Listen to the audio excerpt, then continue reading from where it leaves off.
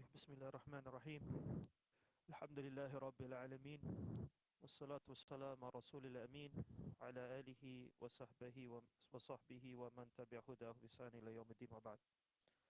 Alhamdulillah, we are nearing the end of the initial campaign of Persia led by Khaled and al-Waleed. And the last we met, we talked about the clearing of two threats to Hira, which were the fort towns of Anbar and Ain al-Tamr, and how Khalid ibn Walid and the Mujahideen managed to pacify the area and conquer the forts. And it was upon the return from Ain al-Tamr that he received a letter from Ayad from Domat al-Jandal. And Domat al-Jandal was geographically in the Arabian part of it, because Arabia was the northern Arabia merges into the Persian border at the time. And Domat al-Jandal was a city or a fort town. It was a significant fort. It was a considerable fort. And they had first left Islam after accepting it during the time of the Prophet ﷺ, and then returned to Islam, and then left Islam again. And as we shall see later, the tribes that inhabit the area left Islam again, returned to Islam, left Islam again. Oh, it's a real problematic area. And the two major tribes of that region were the Ghazasina and the Bani Kalb. These are the two major tribes of the area. And you may recall the last king, because the Ghazasina are a tribe that were allied with the Byzantines and were Christians. This is a Christian region. So they were allied with the Byzantines. And the last of the kings of this, they would call their leaders kings. The number one king was Jabla ibn Ayham. You may have heard, I've told the story of him a few times prior to this. He became Muslim in the time of Umar al-Khattab. And then he left Islam. And he went to Constantinople. And he died there in Kufr. And he regretted him leaving Islam. And he left Islam because he was arrogant. And because he didn't want to accept it. So it's not the time. You might remember. You guys remember the story of Jabal ibn Ayham? Well, the poem that he says تنصرت الأشراف لأجل لطمة وما كان له فيها لو صبرت لها ضرر يا ليتني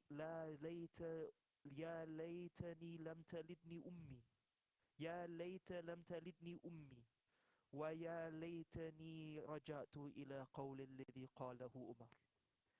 Anyway, if you know Arabic, you understand. If you don't know, Malish. It's good to learn. Anyway, so now Umar ibn Khattab radiallahu anhu has sent um, a junior general, a junior commander. His name is Ayad ibn Ghanam, and to lead forces to pacify the area and return them to Islam. And Ayad was having difficulty. He couldn't manage to break the defenses of the fort in Domat al-Jandal. So he wrote to Khalid ibn Walid for assistance. So Khalid ibn Walid took several thousand of his men and raced to support Ayad. And he sent a messenger in advance to inform of his acceptance of the plea. And in it he writes, "Wait for a while, for the horses come racing. On their backs are lions brandishing polished swords. regiments in the wake of regiments. It's like we will come, and the people I am coming with are lions, and they are coming with swords that are ready to be used. Yeah, subhanallah. Anyway, this Dawmat al-Jandal was a strategic, was located strategically, and it facilitated trade between Arabia, Syria, or the Syria, yeah, so the Byzantines, and Persia, and to Hira. So it was a strategic area. And when and the two leaders of the Bani Ghassasina and or the Ghassan and the Bani Kalb, the Ghassasina and the Bani Kalb, were Uqaydar. Uqaydar was lost his battle to Khalid ibn Walid and returned to Islam on his way to Persia, yeah? And so he has experience battling or in war with Khalid ibn Walid. And the other, his name was Judi ibn Rabi'ah. And Judi ibn Rabi'ah has not experienced fighting Muslims yet. And the only experience that he has thus far, prior to the arrival of Khalid ibn Walid and his forces, was with Ayad ibn Ghanam. And Ayad was a junior Kamais, was inexperienced. So he thought that Muslims, were were not that great in battle and whatnot, so he wasn't sure why they had lost in the past. And remember, these are people who were allied with the Byzantines, so they knew about wealth, they knew about pomp and court and procedures and all this type of thing. So they felt themselves were a little bit superior to your rustic nomadic Arabs. And as such, that type of arrogance clouded their judgment to their detriment. In any case, as soon as Uqaydar hears that Khalid ibn Walid is on his way, he says to Jud ibn Rabi'ah and the rest, he says, look, I'm the only one among you who has experience fighting Khalid. And he is the person who has Allah's support. So nobody goes into battle and luck is on his side. And nobody goes into battle with him except loses. So what does he do? He attempts to escape. So he's in the fort. He takes his regiment with him, or a detachment, and tries to flee. But as he is leaving Dawmat al-Jandal, the advance guard of Khalid's army capture him and bring him to Khalid. And in Khalid's eyes, this is a person who left Islam, returned to Islam at the threat of at the sword, and then, what do you call this? Left Islam again, causing trouble again. So he is a person, la ahad lahu, there's no promise to him, he has no oath, there's no allegiance with this person. So he was dispatched and returned to his creator. That's the end of Uqaydar. And then now Khalid ibn Walid arrives and assumes command of the collective forces of Ayad and Khalid, which would number close to 10,000. And the Bani Ghassan, or the Ghassasina and the Bani Kalb, they had, what do you call this? The Hamiyya, Hamasa, like the tribal allegiance, gathered large numbers in support of their kin to face the Muslims who were outnumbered by the enemy. So what does Ayad do? He was positioned in the route from Arabia on the, I don't know what side it was, to be honest, I can't remember now, but he was on the route from Arabia to prevent more of their clansmen joining their forces. And Khalid ibn Walid remained with his forces in front of the main gates of the fort. So Judi ibn Rabi'ah has now assumed complete command of the forces, given that he is the highest ranking chieftain and has no experience fighting Muslims. So what does he do? He sends a detachment to engage Ayad and he and his clan go to face the Khalid ibn Walid, and the group that face Ayad were repelled and returned to the fort after having suffered heavy losses. And Judy, as he exits the fort, he sees that the Muslims are not doing anything. They're not advancing. Even though they are in formation, they are just waiting. They're not doing anything. So Judy thought maybe this is a sign of weakness. Maybe they are intimidated. And he's judging the situation based on measuring the competency of Ayad, not having previously engaged with Khalid. And don't forget, Khalid ibn Walid and those who were with him have had more than a year of ongoing war. And they have just come off the strongest empire in the world at the time, and having won major successes. So he's waiting, drawing Ayad further and further away from the safety of the fort. So as soon as he approached relatively close, Khalid ibn Walid gave the signal and attacked them with such speed and ferocity that they were overcome in minutes, you may say. They could not imagine that the Muslims were that powerful. These are seasoned warriors. And you know, when you sharpen a knife, for example, you sharpen over a blunt instrument, it doesn't come out sharp. But if you sharpen it against the best of the best, you're going to be the best of the best. So they were like a house of cards. Everything fell apart. Judy ibn Rabi'a was captured. A large number of their forces fell to the Muslims, but some managed to escape, and the doors of the fort closed.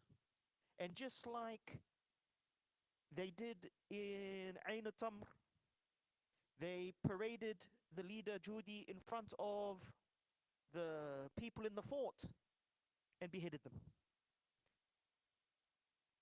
The motivation or the reasoning for this was to demoralize and demotivate the the people in the fort.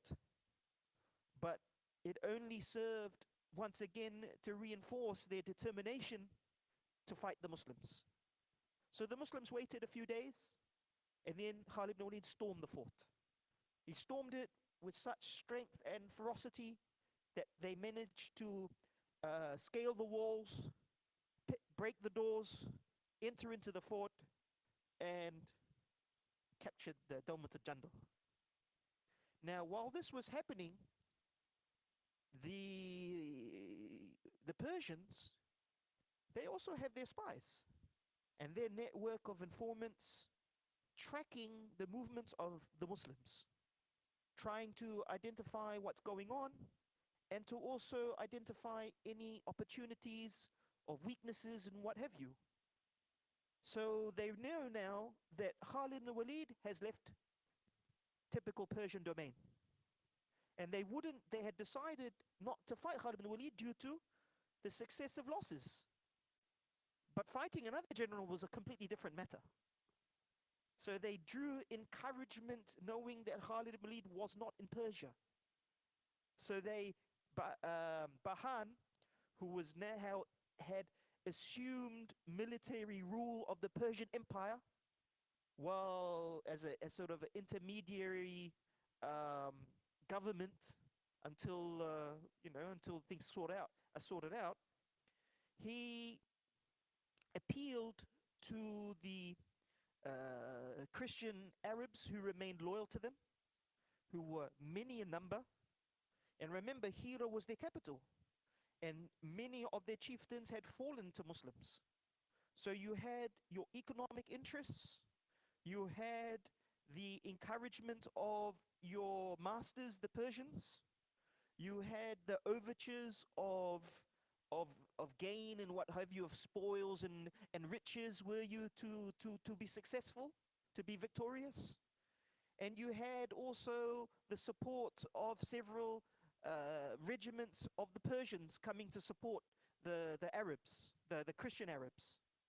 So this encouraged them to join forces in order to repel the Muslims while they were not there, or repel the Muslims while Khalid ibn Walid was outside of Persia.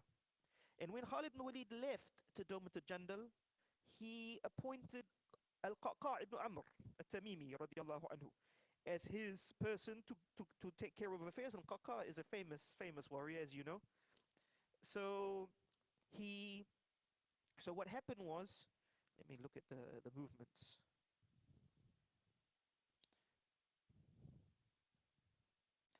So Bahman, sorry, divided the Persian forces into two major armies and sent one under the command of Ruzbeh and another general named Zarmahar.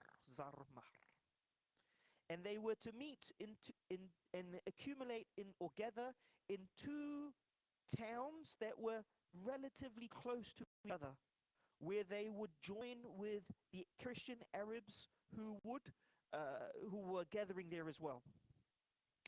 Um,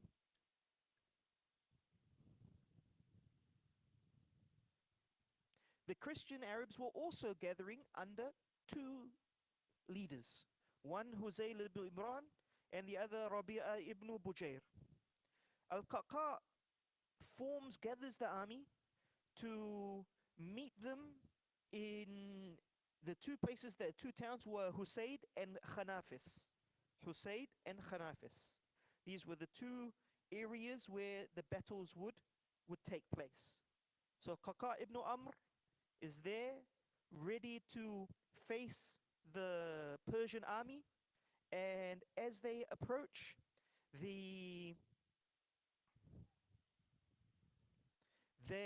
what do you call this?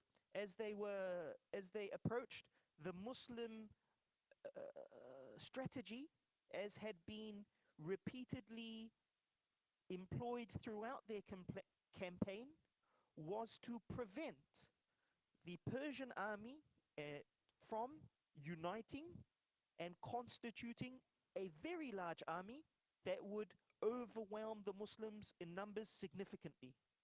Even though they did overwhelm, even independently significantly, they did overwhelm the Muslims, but if they were to join, it would be a much larger threat.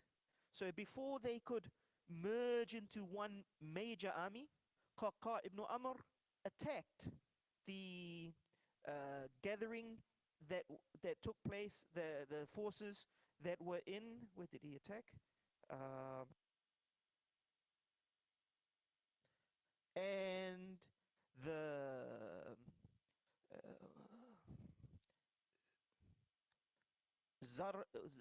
Ruzbeh, who was the Persian general, fell at the hand of Qaqa, and another, what's that, Zarmahar, who was another general, fell at the hand of another Muslim officer, and many of the Persians died. But they then went to whoever fled went to, what's the name of the other place? Khanafis. So they joined forces in Khanafis. And the other general who was leading the Muslim movements was one called Abu Layla. So Abu Layla went to Khanafis to address the gathering of enemies there, but the leader knew that they stood little chance of preparing a significant resistance to the Muslims. So they left to another region not so far away, where more of the Christian Arabs, because remember, the call is coming out, this is happening very quickly, and more of the Christian Arabs are coming together as they organize themselves. And this place was called Muzayya. So So when Abu Layla reached Khanafis, there was no enemy. And while this was happening, Khalid ibn al-Waleed had returned, with him the forces of Ayad ibn Ghanam. So with him was an additional 6,000 mujahideen to add to the numbers of those who were already in Persia. So what did Khalid ibn Walid do? He knew that there was a large gathering now at Muzayya, and with him he's assumed the overall leadership, command, sorry, and then he has two of his commanders, Qaqa ibn Amr and Abu Layla.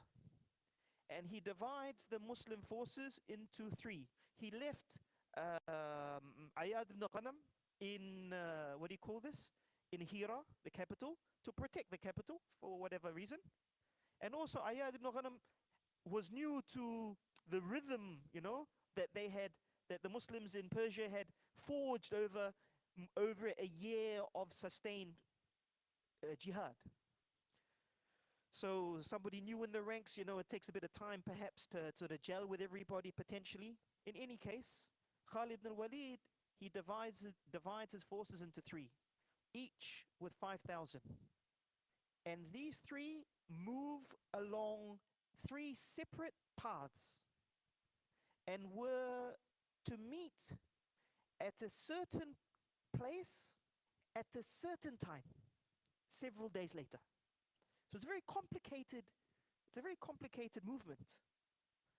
Three independent battalions or regiments, all to meet at this time and attack at that time. So now the Arabs and the Persians who were with them, who had gathered, they see a small army of Muslims, not large. And they see them at a large distance from where they are encamped, giving them the false security that they have time. Whereas the smaller regiments or the smaller battalions have the more efficient movement, more speedy movement, so they are able to cover a lot more ground much quicker. So what happened is that at the appointed time, at the appointed place, at night as well, they attacked the last defense or the last opposition that the Persians and their allied Arabs were presenting to the Muslims. And just like Walajah, they were completely defeated without presenting much resistance at all. And this, again, was due to the precision of the military machinery of the Muslims at the time. Their discipline, their sacrifice, because to move fast means you don't rest. And as soon as you arrive, there's still no rest, because when you stop and you stay still, it means that you have a greater likelihood of being detected. So they moved quickly and they attacked as soon as they reached the point. And for these three to coordinate with such precision, subhanallah, this is Allah's tawfiq. In any case, this was the last resistance to the Muslims in this area of Persia, to Hira. And upon, what do you call this? Collecting the spoils of war and distributing them, Khalid ibn Walid returns to the capital now of that region, which is Hira. And it was at this point that he receives the letter from Abu Bakr Siddiq radiallahu anhu. And let me see if I've written it here. What does he say?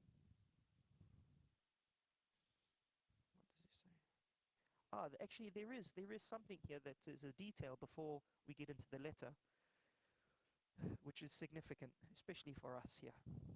All right. Now, when the attack took place at Muzayya, there were two clan chieftains who belonged to the Christian Arab tribes, and who had come to Medina and embraced Islam, but returned to their clans to do da'wah maybe, but their clans were still non-Muslim. And they were there present when in Muzayya when the Muslims attacked them. And these two, and Khalid ibn Walid doesn't know, by the way, of who these people are. And they both fell to Muslim swords. So they were Muslim, but they died. They were killed by Muslims. Now, upon the news reaching Medina, one thing of Umar ibn Khattab, he has a, when Umar ibn Khattab, when he, when he, when he doubts a person, it's hard for him to change his mind. He's a person that once he's made his mind up, it's hard to change it, for good or bad. Okay, radiallahu anhu. And as soon as he heard that under Khalid's command, two Muslims fell, he was quick to criticize Khalid.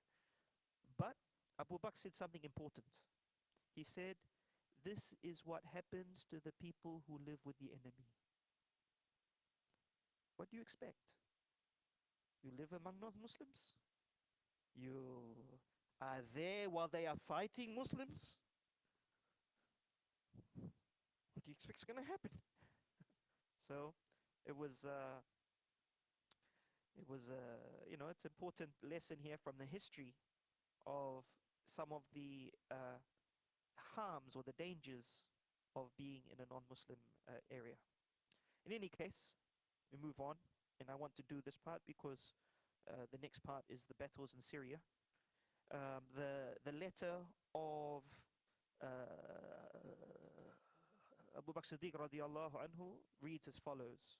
In the name of Allah, the most gracious and most merciful, from the save of Allah, Atiq, son of Abu Quhafa, to Khalid, son of al-Waleed, peace be upon you. I render praise unto Allah, save whom there is no Allah, and invoke blessings on his Prophet Muhammad sallallahu alaihi wasallam.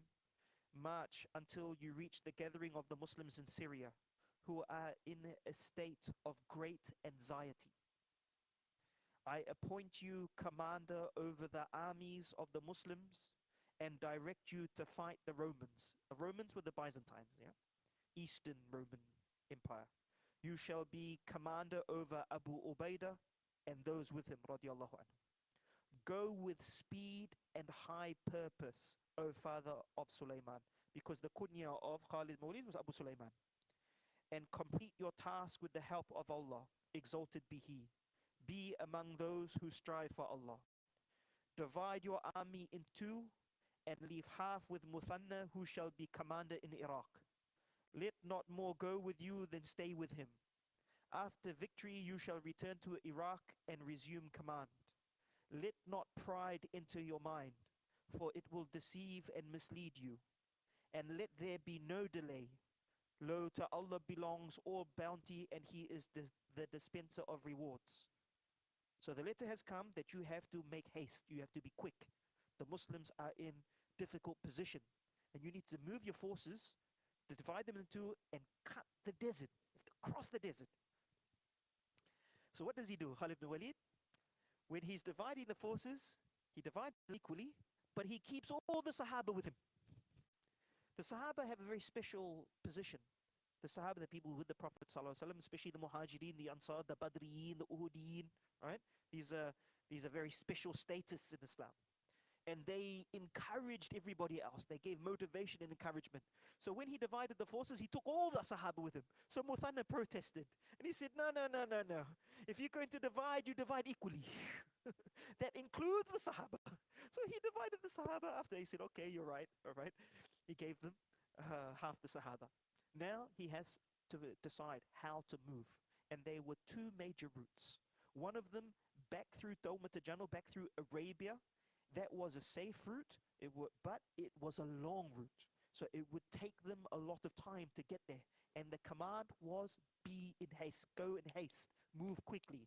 The other was to go through Persia to skirt the Euphrates, the Furat, and get to Syria from another direction, But the issue here is that, remember, the Byzantines, they were at war with Persians. They were constantly in conflict. So they had their border regiments. You know, you've got your border, armies and whatnot. So if they were to go this way, the Muslims would have to contend with the Byzantines.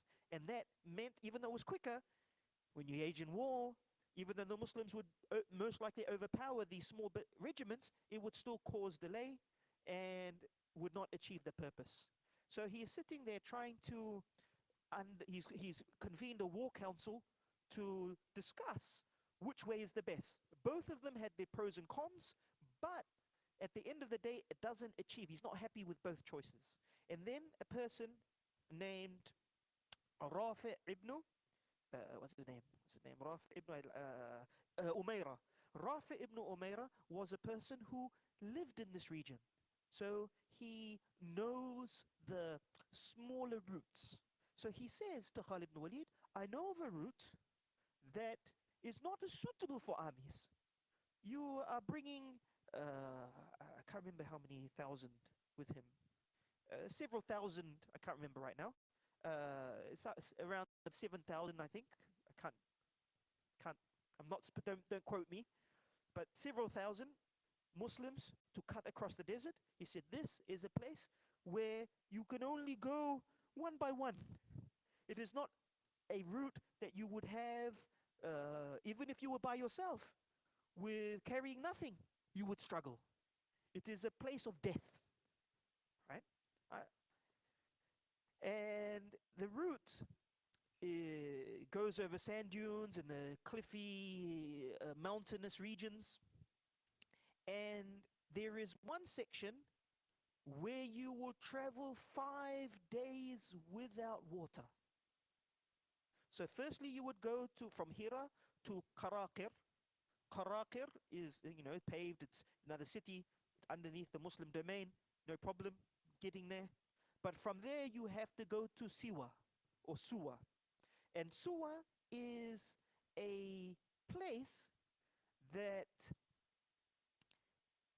has one manba, ain, spring, has a spring of water. And he says, and I'm not sure if there will be water there or not. So you have to travel 5 days without water. There's definitely no water source. And then you will get to a place, maybe there's water, maybe there's not. And then after that, the series one day, you'll be coming in a very strategic position. You will be by the Muslims, okay, where the Muslims have gathered. So he has to make a decision now. And he counsels, and the people are like, you will have to take responsibility. You are the leader of these several thousand Muslims. And if you take unnecessary risks, and you're negligent, you're going to be accountable. So he decides that he will take this route, and he sees that some people are somewhat what do you call this? Hesitant. So he says, Khalid ibn Walid, let me find what he says.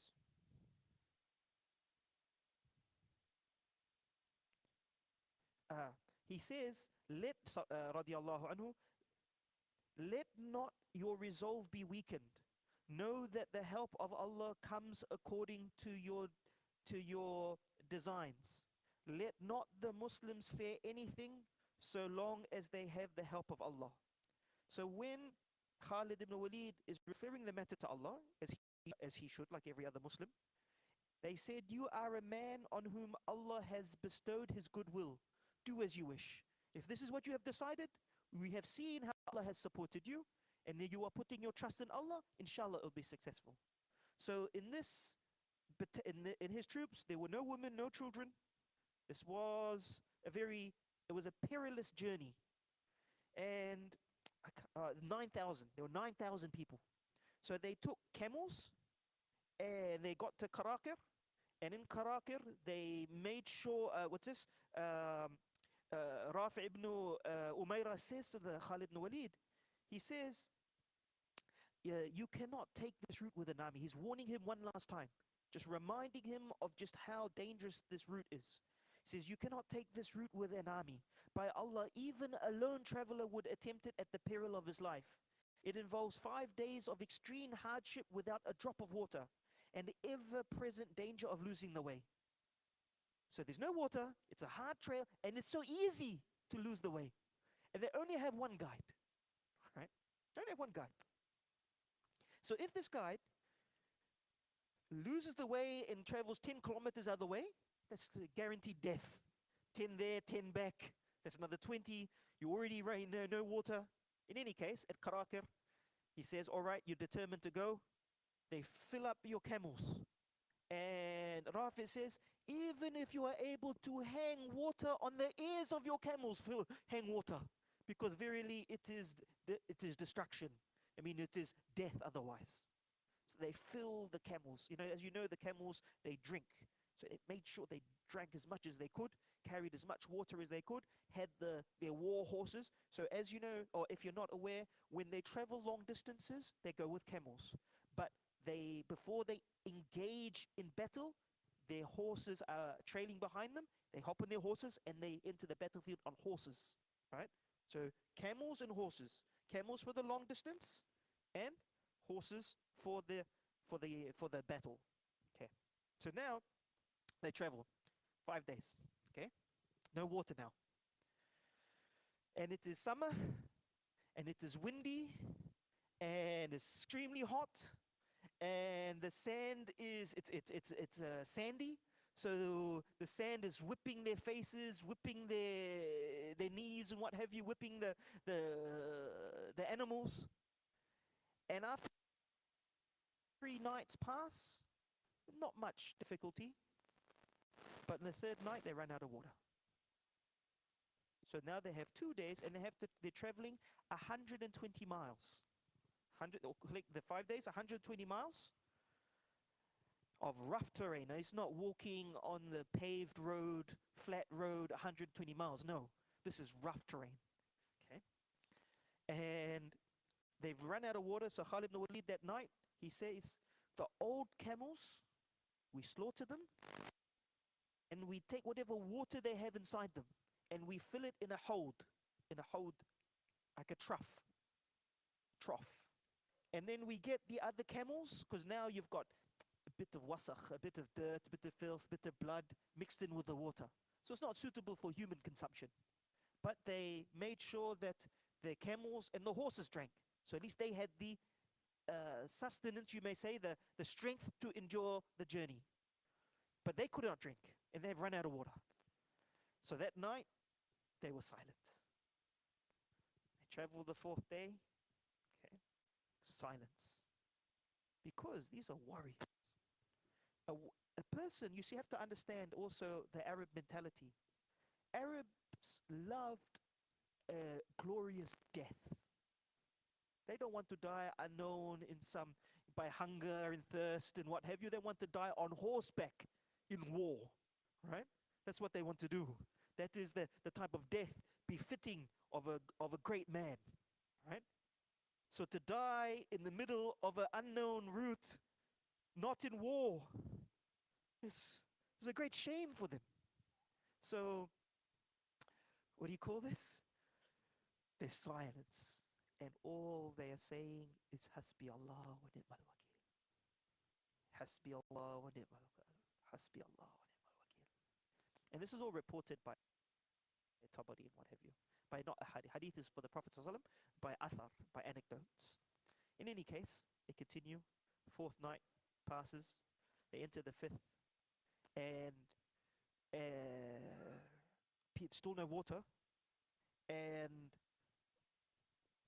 a detachment of this, or group of these 9,000 of capable riders, led by Rafi', go ahead so that hopefully they can reach Suwa, where there is supposed to be a spring. And if they were to find the water, bring it, at least encourage the rest that there's water here, or bring some back to those who are ailing, right? Those who are failing, those who are suffering. The rest are taking a more measured approach, just to ensure that they're already fatigued, so that they have enough energy to go the distance. And while this is happening on the 5th day, Rafi, who's the only guide, he's the only one who knows. He develops an eye infection, and coupled with the sun and the sand, it becomes so severe that not only must he wrap one eye, he has to wrap both eyes. So he can no longer see. He's unable, the only guide on a path where were you to be lost for a little bit, were you to err the slightest, it would mean certain death. Now he's gone blind and he's leading everybody. But he describes to those who are with him, now remember there's an advance detachment, and he's leading them, and he's described, okay, for a place where you see two hillocks or knolls. And if you don't know what that is, it is a hill, but typically it is a hill that is somewhat connected, although not is somewhat connected, but though separate from a mountain range. Okay. And he says, two hills like a woman's bosom. That's what he says. So they find the two hills like a woman's bosom. And he's there, and he says, okay, what we're here now, or we think we're here, right? And remember, he's blind. They're just going by description now. So he says, look for a thorn tree like the rear of, like a human rear, like like a bottom. It was a tree that's been cut, and the stump looks like a bottom. He says, look for that. And man, this is the desert. This is a sandy desert. Have you ever been to a sandy desert? Right? If there's a sandstorm, have you ever been in a sandstorm? So you put something here, the next moments later, it's covered in sand. So it's buried. So this is the region, and you're looking for a stump in the middle of the sandy desert, while it is sandy.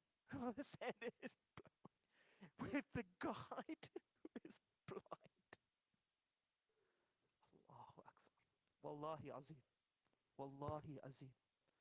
The only reason, of course by Allah's tawfiq, that this deen is great is because of the greatness of its people. Allah raises this deen, Allah raised this deen because of the people who were in it. These people.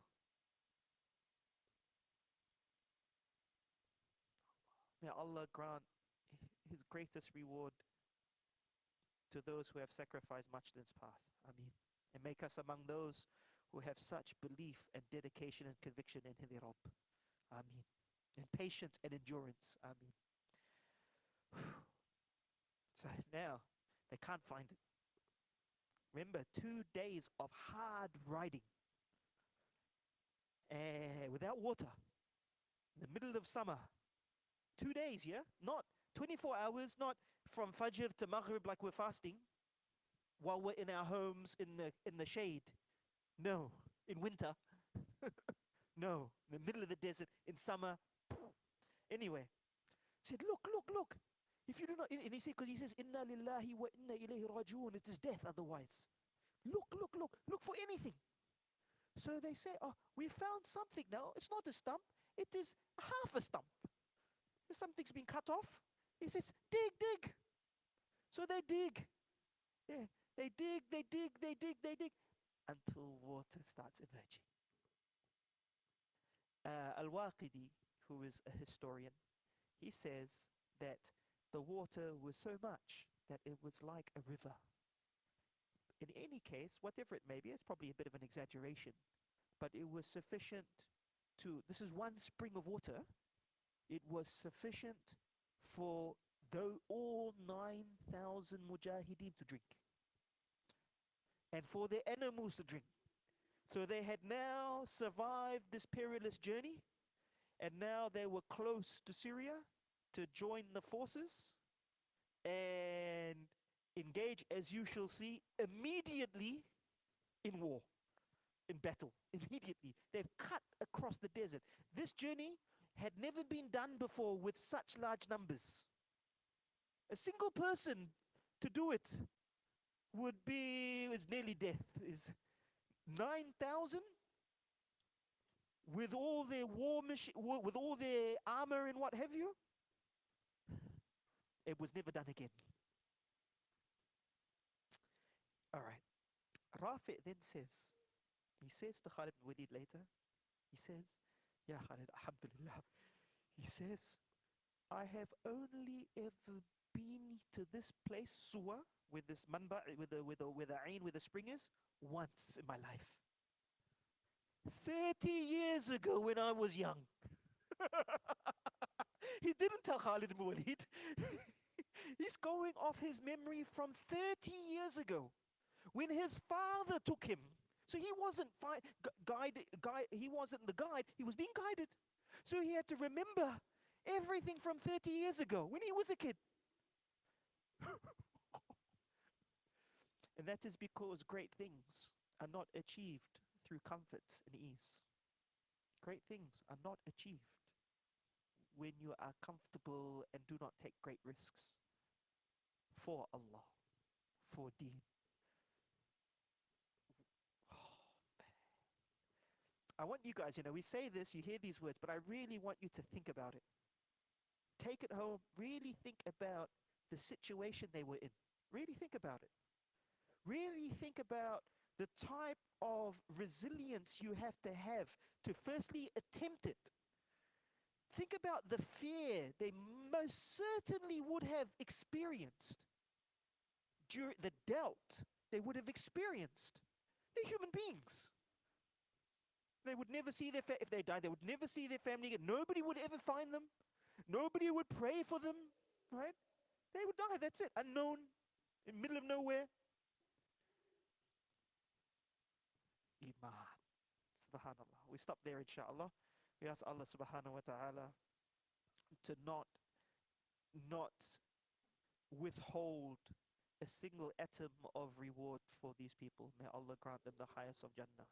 May Allah subhanahu wa ta'ala return Islam to its might and majesty and glory through the might and majesty of Muslims being Muslims. And may Allah subhanahu wa ta'ala make us among them. May Allah subhanahu wa ta'ala make us among those who serve this deen. May Allah subhanahu wa ta'ala make us among those who have a standing with their Lord. May Allah subhanahu wa ta'ala guide us to Islam and render us among those through whom others are guided to Islam. May Allah subhanahu wa ta'ala allow us to be among those with whom Islam is, the banner of Islam is raised over all things. Ameen. Subhanakallah wa bihamdik. Ashhadu wa la ilaha illa anta. Astaghfiruka wa atubu ilayk. Something, inshallah. Sisters, please.